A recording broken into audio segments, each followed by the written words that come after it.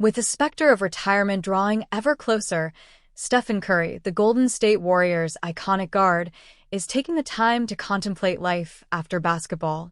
As he approaches the twilight of his remarkable career, Curry is not just pondering his legacy as the greatest three-point shooter in NBA history, but also the avenues he might explore once he hangs up his jersey. A legendary career in perspective. For 16 seasons, Curry has been a cornerstone of the Warriors franchise, leading them to 4 NBA championships and earning 2 MVP awards along the way. His impact on the game transcends mere statistics. He has redefined the way basketball is played, inspiring a generation of players to prioritize shooting from long range. At 37 years old, the question on everyone's mind is not if Curry will retire, but when. Despite the inevitable questions surrounding his future, Curry remains optimistic about the remaining years of his playing career. He has emphasized that he still feels capable of competing at a high level, assuring fans and teammates that he is not ready to walk away just yet. Imagining life after basketball. As Curry considers the next chapter, his thoughts turn to various pursuits outside of basketball. While specifics remain under wraps, it is clear that he envisions an active role in the sports world. Whether that will involve coaching, broadcasting, or perhaps even a venture into business, Curry's passion for the game suggests he will remain connected to basketball in some capacity. In recent interviews, he mentioned his desire to stay involved with the Warriors, possibly exploring roles that would allow him to mentor younger players or influence the team's direction from a different vantage point. His connection to the franchise and its fans is strong, and it seems only natural that he would want to extend that relationship beyond his playing days. The Warriors' future without Curry. The Warriors organization has flourished with Curry at the helm, but the franchise must also prepare for the transition that his retirement will bring.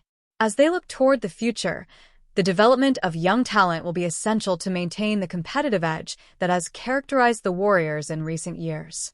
Curry's presence on the court is irreplaceable, but his legacy will undoubtedly influence the team for years to come. The lessons he imparts and the culture he has helped cultivate will be invaluable to the next generation of Warriors players. As Curry navigates this pivotal moment in his career, fans and analysts alike will be watching closely. His decisions will not only shape his own future, but will also impact the trajectory of the Warriors and the broader landscape of the NBA. With his trademark humility and determination, Curry is poised to tackle whatever comes next, leaving an indelible mark both on and off the court. The Golden State Warriors remain stuck in limbo with Jonathan Kuminga. Training camp is fast approaching, and the restricted free agent still doesn't have a deal. Golden State's best-known offer, 2 years, $45 million with a team option in year 2, has so far gone nowhere.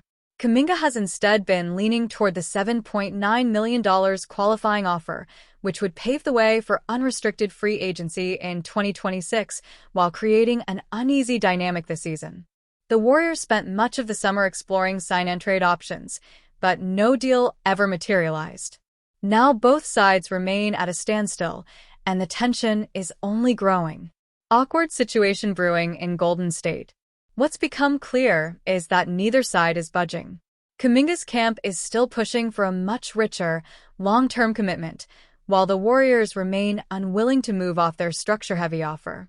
With the October 1st qualifying offer deadline looming, the expectation is he'll eventually take that route, a decision that would give him freedom in 2026 and leave Golden State exposed to losing him for nothing.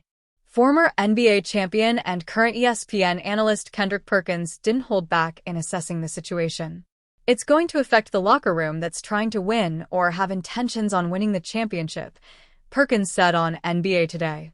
I don't know if Jonathan Kuminga is watching NBA Today, but they don't want you, dog. They don't value you because if they did, you wouldn't be going through this. It started last season.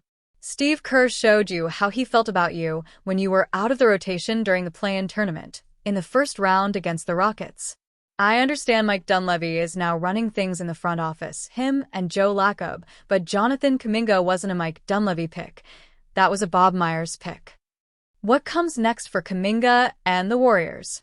Kuminga has shown flashes of real talent, but the Warriors appear done giving him chances after 4 up-and-down years. Perkins argued that bringing him back on the qualifying offer could spell trouble. When you look at this situation, it's going to cause turmoil in the locker room if you bring him back on the $7.9 million qualifying offer because he's going to go out there and play individual basketball, Perkins said. Golden State's inability to find a workable sign-and trade has left them stuck. If Kuminga ends up on the qualifying offer, it won't solve much. It only delays the problem while setting up the risk of losing him for nothing in 2026. Either way, the standoff is adding pressure by the day. And the uncertainty is hanging over the Warriors as camp approaches. The Golden Warriors state have been linked to a potential trade reunion with an athletic former forward. Per Andy Bailey of Bleacher Report, the Warriors number among the top candidates who could potentially land Kelly Oubre Jr. in a future trade. Familiarity is at least a part of why the Golden State Warriors are here, Bailey indicated. Could a Warriors reunion make sense for both Oubre, Golden State? It's fascinating that Golden State has been linked to Oubre, as he's the exact kind of athletic forward the team already has a younger, higher upside version on its roster already in restricted free agent Jonathan Kuminga. But conversations with Kuminga over his next contract have not been going well.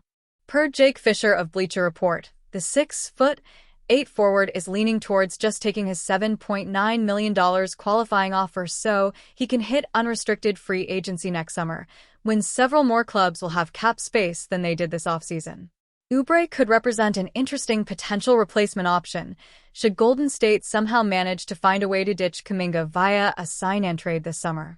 The 6'8" pro, now 29, suited up for the Warriors during their ill-fated 2020-21 season, averaging 15.4 points on .439/.316/.695 shooting splits, 6.0 boards, 1.3 dimes, 1.0 steals, and 0.8 blocks in 55 games, 50 starts. He's currently on the expiring second season of a pretty reasonable two-year, $16.4 million deal he agreed to last summer with the Philadelphia 76ers.